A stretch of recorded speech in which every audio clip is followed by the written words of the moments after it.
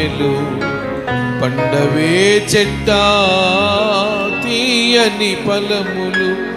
మహిమగల తండ్రి మంచి వ్యవసాయకుడు, మహి తోటలో నర మొక్కలు నాటించాడు.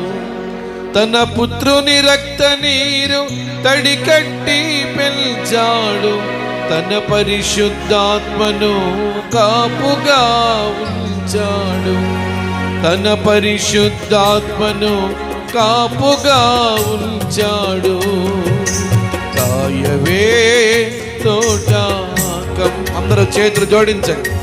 పండవే చెట్ట తీయని ఫలములు, కాయవే తోట కమ్మని కాయలు. పండవే చెట్ట తీయని ఫలములు,